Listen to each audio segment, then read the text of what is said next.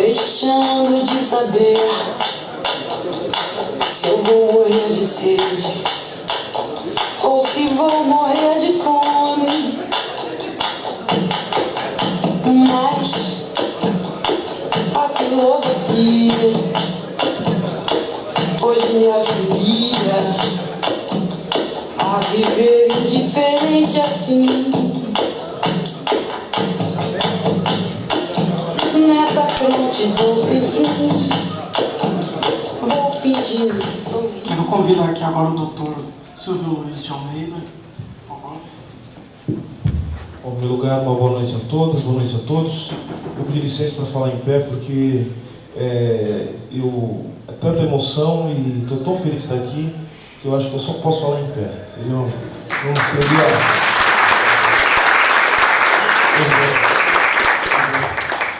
Olha, eu confesso para vocês que foi muito difícil pensar no que dizer de hoje, porque estar aqui me traz uma série de emoções, né?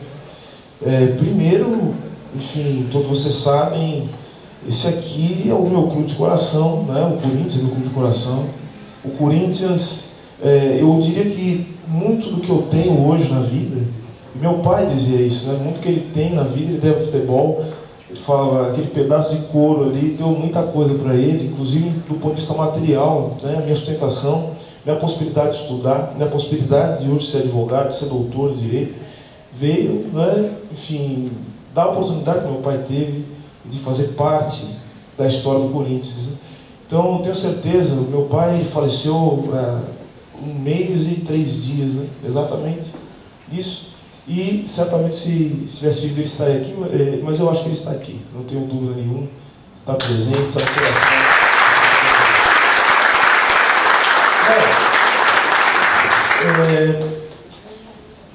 Eu quero falar um pouco sobre, já que existe esse projeto tão maravilhoso, essa iniciativa tão maravilhosa que é o NECO, Núcleo de Estudos do Corinthians, e eu acho fundamental que haja uma iniciativa como essa dentro de um clube com a importância, com a história que tem o Corinthians.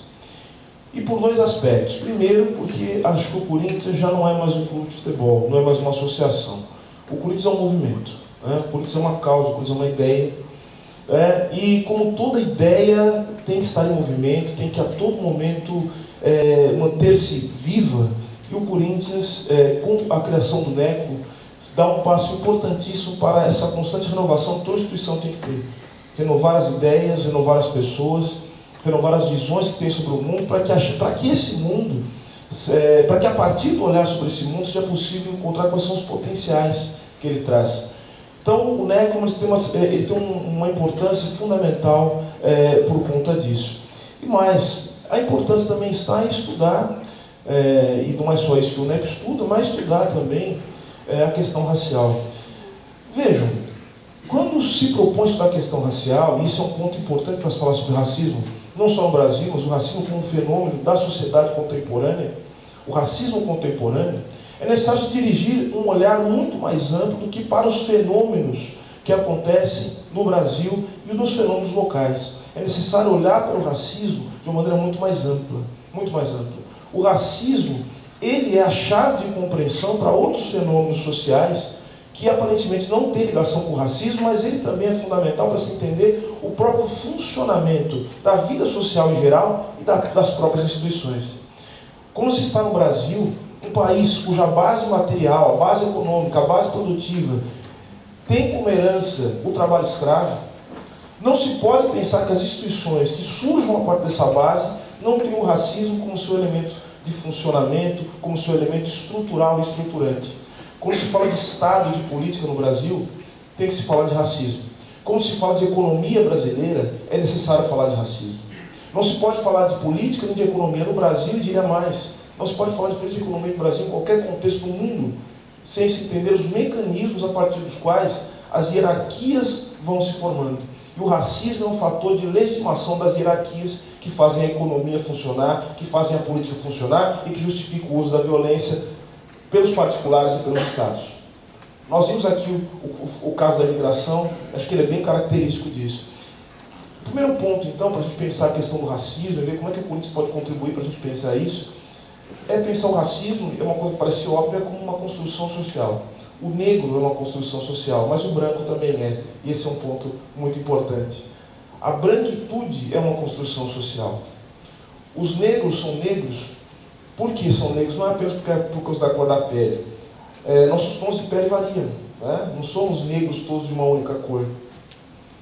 Então, o que faz com que negros, apesar de tons de pele diferentes, se enxerguem e se identifiquem como negros? É porque todos os negros do mundo têm uma coisa em comum, e os meus irmãos do Haiti podem dizer isso muito bem. Os negros e negras têm algo em comum, que é ser vítima de racismo. Do mundo inteiro.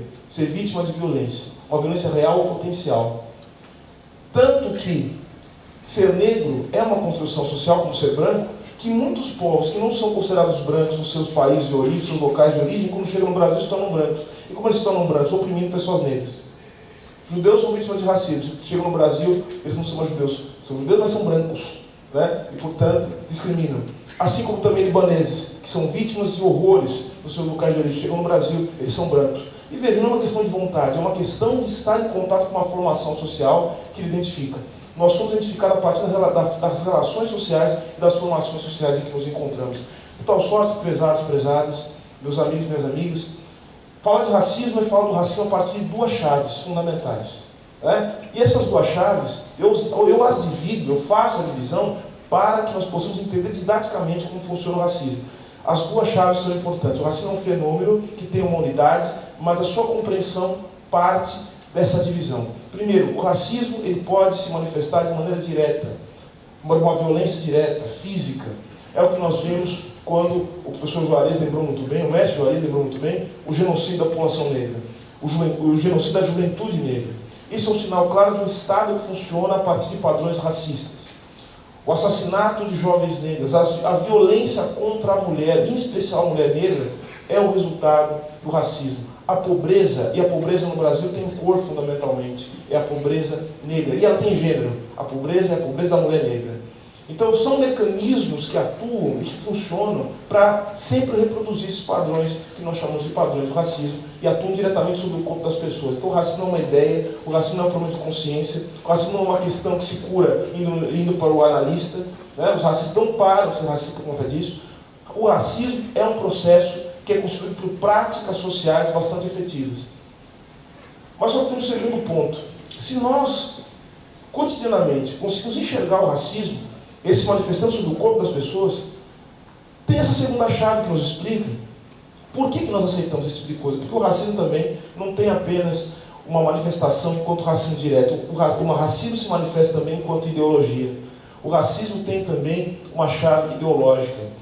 Essa chave ideológica é fundamental porque, com essa chave, o racismo se torna naturalizado. Nós naturalizamos as diferenças raciais. Nós naturalizamos as hierarquias a partir dos critérios raciais aqui no Brasil.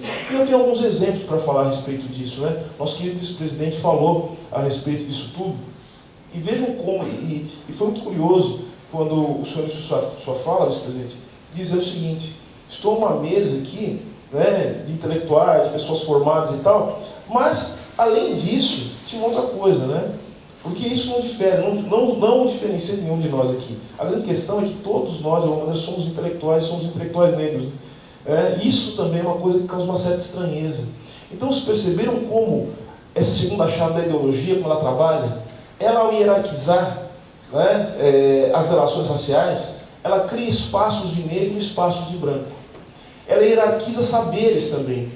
Saberes que negros podem deter e saberes que negros não detêm tradicionalmente. Por isso é muita alegria saber que o senhor está aqui, sendo vice-presidente desse clube, né, exercendo um papel que é um papel tradicionalmente de pessoas brancas em qualquer lugar. Então vejam como isso, essa naturalização, então causa estranheza, espanto, né, para alguns indignação e para outros até admiração. Né? Nossa, que bonito, olha onde você chegou, você doutor pela USP, negro. Por quê? O que está subjacente a esse discurso? Que a USP não é lugar de negro. Assim como também a direção dos clubes, assim como não é também. Só que tem uma outra coisa que nós temos que ficar atento. Isso aí é uma coisa para o NEC estudar também, eu acredito, é uma sugestão que faço. Porque vejam, mesmo o Corinthians, sendo o clube que é, o movimento que é, o Corinthians também faz parte da formação social brasileira. E tem também uma série de contradições. E essas contradições são contradições raciais, há conflitos raciais. Né? Se não os houvesse, nós não estaremos aqui discutindo isso. E o mais legal é que nós estamos discutindo isso aqui dentro. É coisa que não acontece na maioria das instituições. As instituições não querem se discutir, se colocar em questão. E aí também, né, dando um exemplo, para nós que somos homens, né? Então não adianta ficar falando de machismo, né, da boca para fora, e também não tentar se desconstruir, porque nós somos homens exatamente porque o mundo é machista. Né? Ser homem é isso também. É assim como ser branco. Então vejam, é fundamental que nós entendamos essa chave. E olha as hierarquias. Eu lembro que em 2005 eu estava assistindo televisão, um programa da Sport TV, quando o humorista Chico Anísio, talvez vocês já saibam desse episódio, o Chico Anísio disse o seguinte, ele falou assim, não confie em goleiros negros. Não se deve confiar em goleiros negros. O Chico Anísio disse exatamente isso. Eu fiquei indignado, liguei na Sport TV e tal, só o programa era gravado, era uma coisa assim, porque ele estava passando de manhã, mas eu fiquei tão revoltado. Revoltado por quê? Porque senti estar perto. Meu pai foi um goleiro negro do Corinthians. E meu pai também sofreu racismo por ser goleiro negro.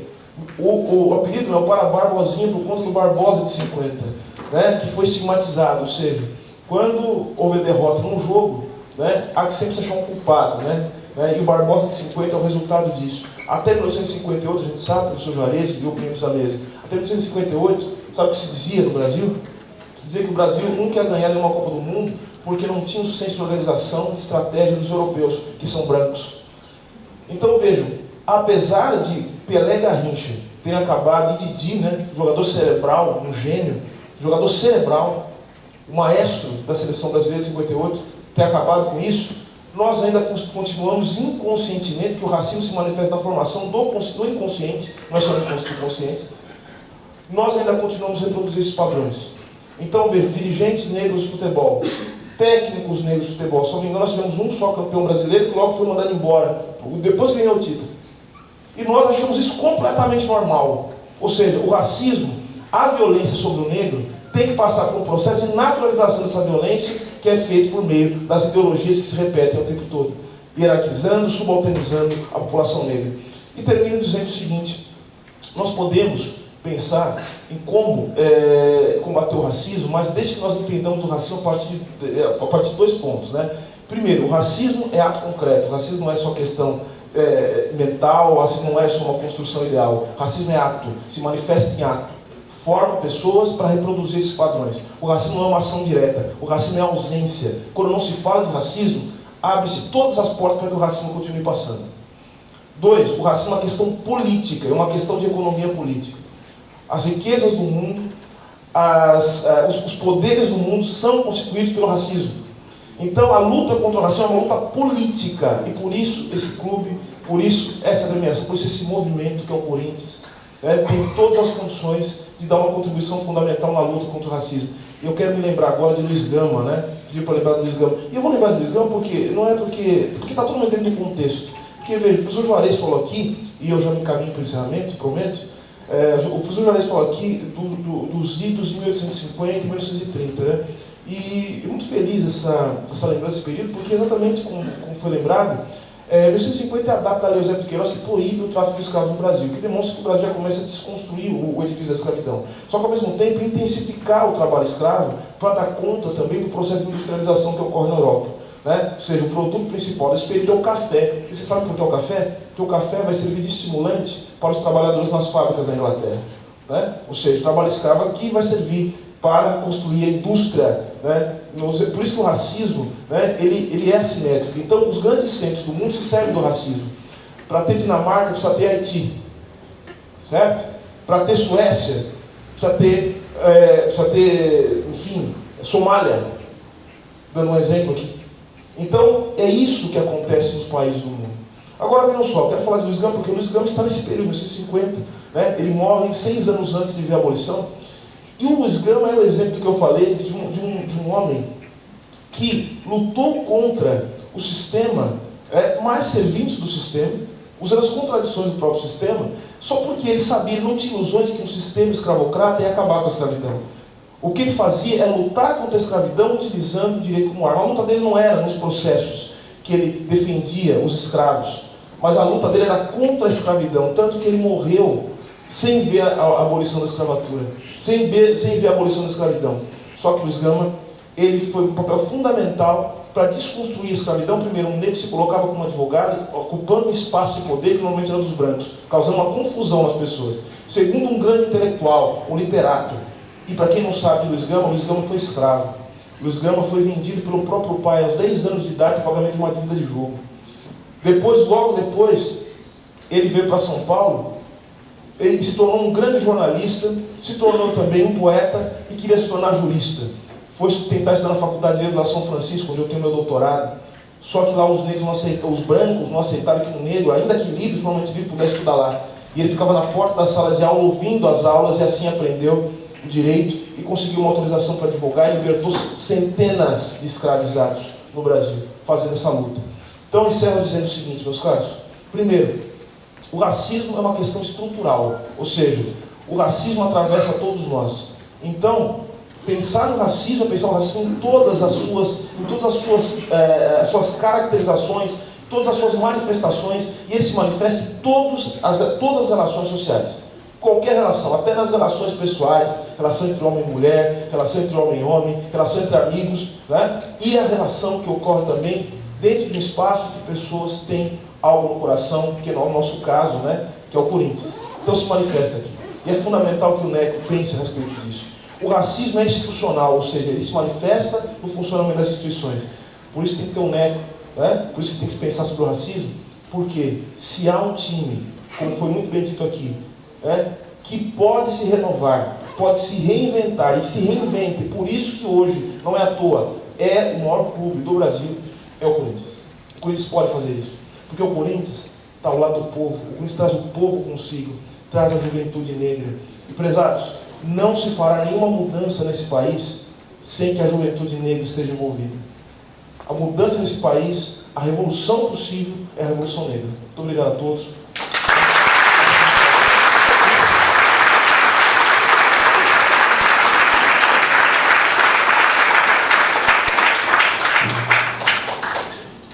Quero chamar agora aqui a repórter, que já foi repórter da revista Exame, dirigiu a revista Raça, dirigiu a TV da Gente, entre outros, além de escritora também. Quero trazer aqui para o nosso bate-papo a Conceição Lourenço.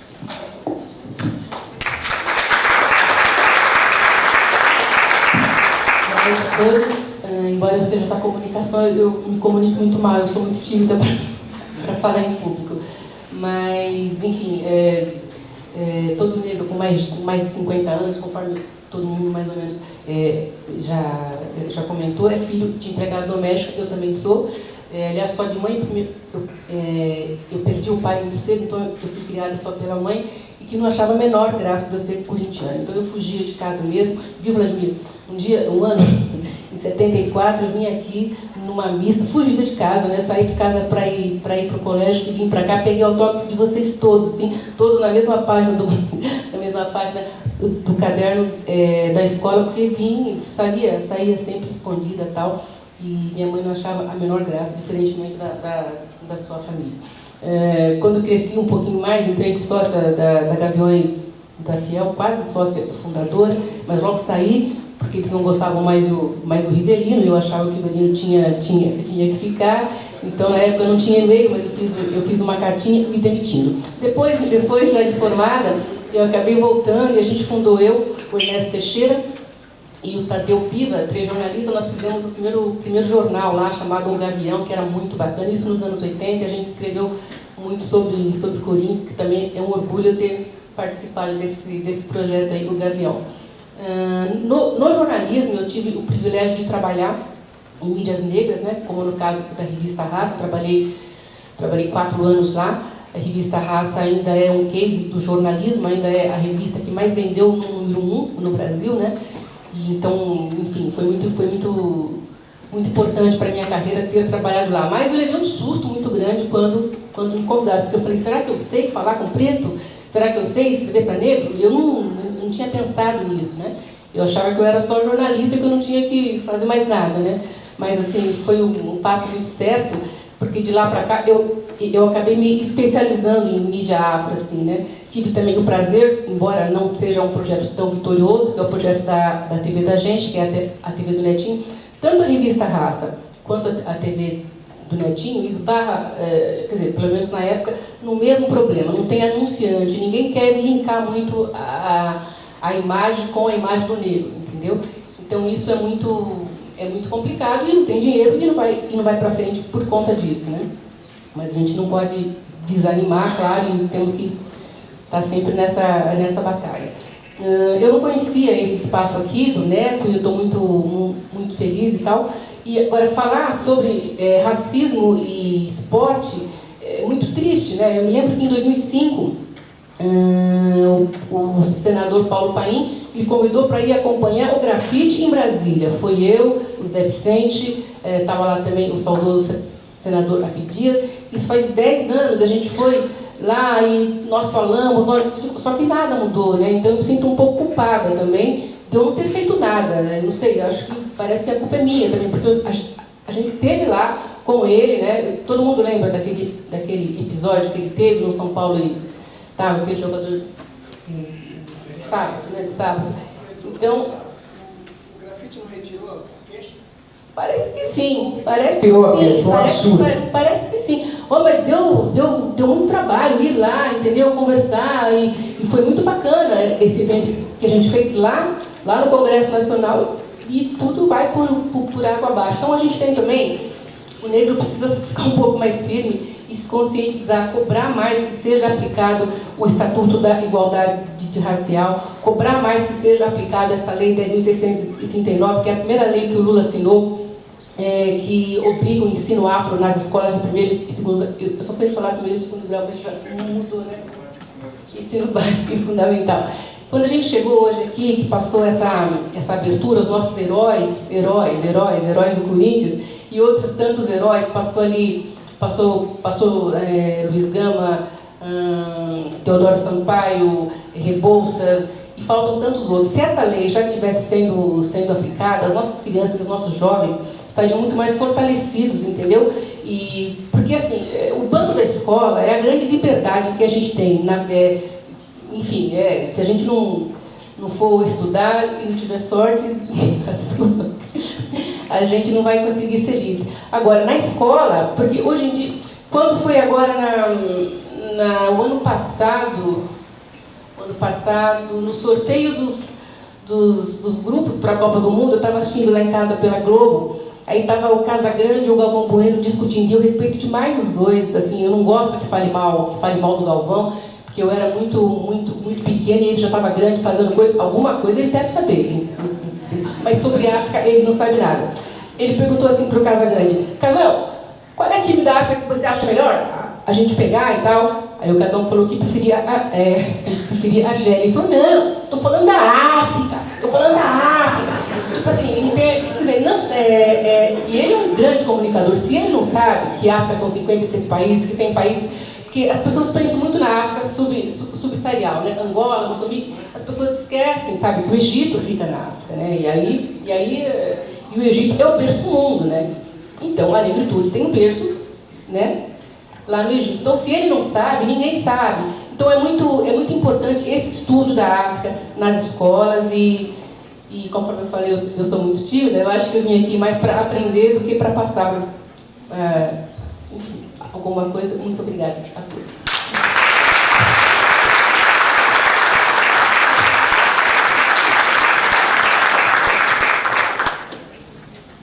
Queria chamar aqui agora eu falo que é muita emoção que ele está aqui na nossa mesa, que eu falo que ele ultrapassou a barreira de ser um jogador de futebol, ele passou a ser uma referência como ser humano. Vladimir.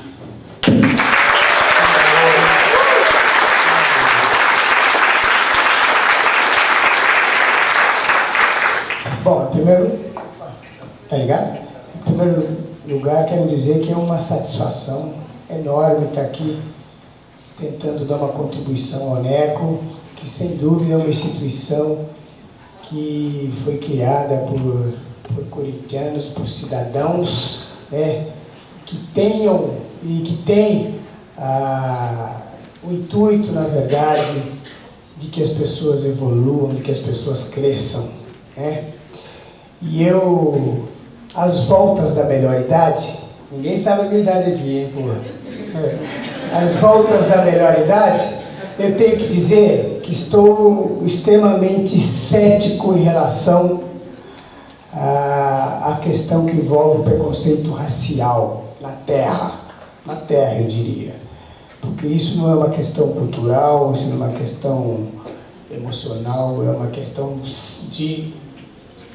humanitária, é uma questão de seres humanos, né? Então, ou os seres humanos evoluam, né?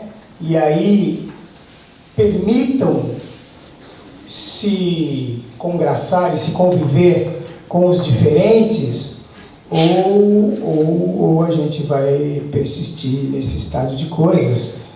E eu que venho de um núcleo, né, de um segmento que, na minha concepção, é extremamente democrático. O futebol é uma modalidade que envolve talento, puramente talento, né? Ou a pessoa tem talento ou não tem talento. Hoje estão querendo fabricar talento, e tem um monte de talento fabricados aí, e quem tive a felicidade, por exemplo, de jogar numa geração de Pelé, Ademir da Guia, Rivelino, vou falar um monte aqui, vou ficar até amanhã falando, e a gente hoje se depara com uma situação em que eu, honestamente, fico muito constrangido com isso. Mas, na verdade, eu vou contar um fato que me ocorreu aqui no Corinthians, né? Lamentável, porque eu tinha 17 anos de idade, e é lógico, o Corinthians era a minha esperança de ascensão social, a minha esperança de realizar um sonho de jogar futebol profissional, né? Como tantos outros que tem por aí. E já há 2 anos aqui no Corinthians, e em vias de estrear no profissional, né? Estava em vias de estrear no profissional. Vim treinar, eu morava no Alto de Pinheiros, né? E do Alto de Pinheiros aqui era uma viagem, eram 2h30, na pior das hipóteses, se o ônibus não atrasasse, de ônibus, e aí chegava para treinar com a maior satisfação, o maior prazer do mundo, eu estava realizando aquilo que eu idealizei na vida. E chegando aqui, e olha que todos nós, atletas, jovens, tal, nós tínhamos a carteira do clube, a carteirinha do clube. E uma vez eu trazia, outra vez eu não trazia, enfim. Depois de viajar 2h30, eu cheguei aqui no clube, e aí tinha lá sargento não, era coronel, que por sua vez era diretor do clube, e me questionou sobre a carteira. Eu falei, opa, carteira? Peraí, o que é isso? Sabia o que era, mas eu nunca trazia. E ninguém trazia, na verdade, né? Ninguém trazia. Nenhum dos meus amigos trazia, porque deixava em casa, enfim. Não trazia porque nós éramos reconhecidos aqui, nós tínhamos sido bicampeões juvenis, enfim, a gente tinha um certo espaço no clube. Nem por isso, se tivessem me exigido lá atrás, com certeza eu teria trazido. Mas nunca me exigiram, e essa figura me exigiu nesse dia, e eu falei, olha, esqueci em casa. Ele falou, pode voltar. Falei, senhor, você está brincando, eu vou trabalhar. Pode voltar. Nossa Senhora, depois de viajar 2h30, quase 3, de ônibus, e voltar sem treinar, sem nada, foi indignação total. Eu cheguei em casa, depois de 3 horas de ônibus, e dizendo para mim o seguinte, não volto mais para o Corinthians, não quero saber, vou procurar outro time. Aí minha mãe chegou e falou, olha, é isso que aquele senhor quer, pode ter certeza, é isso que ele quer. Falei, a senhora tem razão. Aí peguei, voltei, graças a Deus, uma semana depois eu estava estreando e tal, e aí a história todo mundo já conhece. Então, eu tive a felicidade de dar a volta por cima, né, de mostrar para esse senhor que eu era um atleta extremamente disciplinado, não é por estar na presença, mas eu sempre cumpri aqui com as minhas obrigações no clube. Em 17 anos de clube nunca cheguei atrasado, enfim, nunca faltei a treino nenhum, então eu me considerava um profissional na acepção da palavra. E aí eu acabei enroscando numa situação dessa que foi extremamente desagradável, né? Eu, por detalhes, se não fosse minha mãe, eu tinha ido para outro clube. Ainda bem que eu não fui, né? Ainda bem que a gente tem mãe para dar conselho, para baixar a poeira e tal. E aí a gente acabou se acertando aqui no clube, foi tudo certo, foi uma maravilha. Mas eu tenho para dizer que a gente está falando sobre uma questão humanitária mesmo, né? Eu não acredito que cultura, enfim, informação faça com que as pessoas cresçam internamente, né? As pessoas têm que crescer humanitariamente, sensivelmente, né? Então eu acho que isso é uma questão humanitária, né? Você discriminar um outro ser humano, um outro cidadão pela cor, pela altura, enfim, pelo aspecto, é extremamente desagradável e portanto, eu tenho, honestamente, vou ser sincero para vocês, eu tenho poucas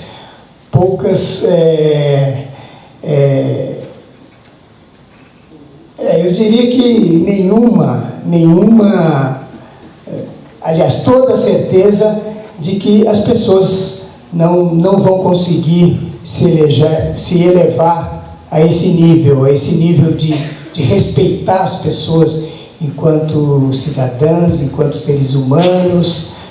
E, enfim, eu penso que essa é uma questão mais ou menos parecida como a questão do levar vantagem no cargo público, da questão de mexer no dinheiro público. Se esse país tivesse esse compromisso, a gente teria uma outra realidade. Eu não tenho dúvida que nós teríamos uma outra realidade. E é isso, gente. Eu, honestamente, vivi a minha carreira inteira, quase toda aqui dentro do Corinthians, e aí tive a felicidade de ser bem sucedido ao longo de toda a carreira. Mesmo assim, eu sofri momentos de discriminação, aos quais realmente me deixaram decepcionado, né? Mas fiquei totalmente indignado com o fato do grafite retirar a denúncia dele. Eu, se tivesse vivido uma situação parecida, eu iria até o fim, porque eu acho que essa seria uma forma de mostrar para as pessoas que não existe impunidade para quem erra, para quem discrimina. Enfim, eu diria que sou um ser humano comum, eu respeito todas as pessoas, todos os seres humanos, né? A gente procura ajudar, procura contribuir com as pessoas da melhor forma possível e, portanto, eu honestamente sou cético em dizer que nem medidas punitivas farão com que as pessoas evoluam. Infelizmente, é o meu pensamento.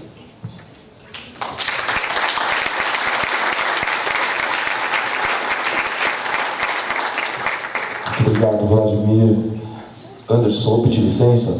A gente tem um quadro aqui do Tatu, que a gente trouxe do memorial, Eu queria convidar o Sabará para falar poucas palavras aqui, alguns minutos sobre o tatu.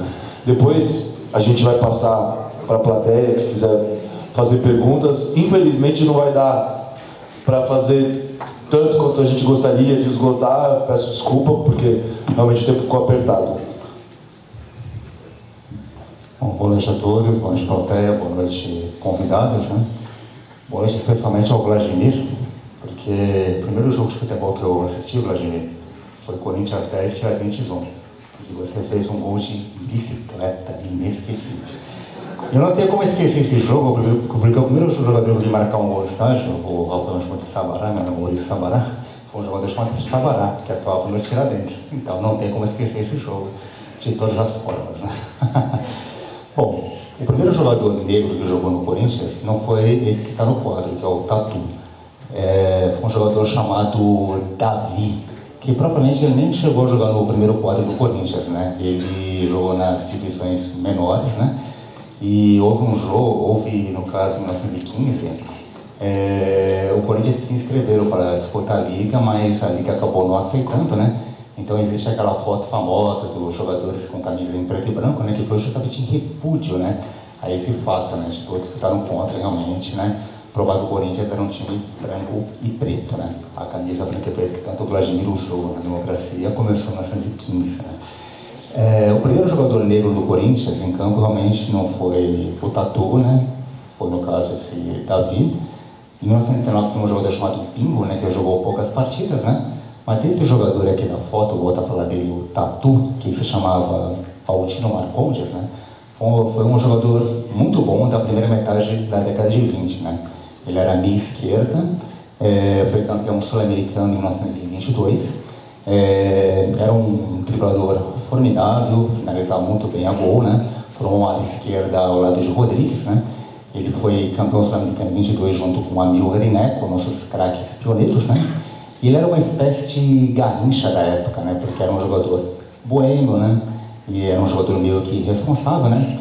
E de uma certa forma era, né? Mas um jogador que nem o Garrincha, um jogador formidável, né? E ele, no caso, teve uma grande participação no nosso primeiro tricampeonato paulista, 22, 23 e 24, né? E como bem comentou o Juarez, né? Referente a essa questão do negro, né? Entre 1850 e 1930, de fato, o Tatu, ele pagou bem por isso, né? Porque ele foi um jogador que acabou sendo esquecido no futebol, né? Infelizmente ele veio morrer de tuberculose, né? Isso em 1932. E foi aquela coisa assim, os jogadores negros, vamos dizer assim, não jogavam propriamente em clube algum, nem mesmo no Corinthians, foram poucos exemplos de jogadores, né? Então era difícil realmente o negro conseguir o seu espaço, mesmo também no futebol, e o Tatu foi um exemplo disso. É isso. O Maurício, já deram para perceber que ele é uma enciclopédia do Corinthians, e ele tem um livro também que ele lançou, e você fala rapidamente sobre o seu livro, e quem quiser comprar, procura ele, manda e-mail aqui para ele. O livro já está esgotando já, hein? São poucos exemplares que eu tenho. O livro chama-se O Generalíssimo Amilcar Barbuí, que foi o primeiro jogador do Corinthians que jogou na seleção brasileira, né? Temos o Neco, que tanto falamos, mas o Amilcar foi um cara que tão pioneiro quanto o Neco, né? E quem quiser comprar o livro, entre em contato com Maurício Sabará pelo Facebook, que eu teria o maior prazer de estar passando o livro para qualquer um de vocês. Muito obrigado. Obrigado, Maurício. E para quem não pegou no começo, tem aqui o livro também da Solange Cavalcante, que está ali. Pode procurá-la também. Aliás, quem quiser estudar italiano, porque o livro fala sobre a democracia corintiana em italiano. Compagni di Stadio. E nós ganhamos o livro com uma dedicatória, já faz parte do acervo do Neco, para a gente poder estudar. E muito obrigado pelo presente, viu?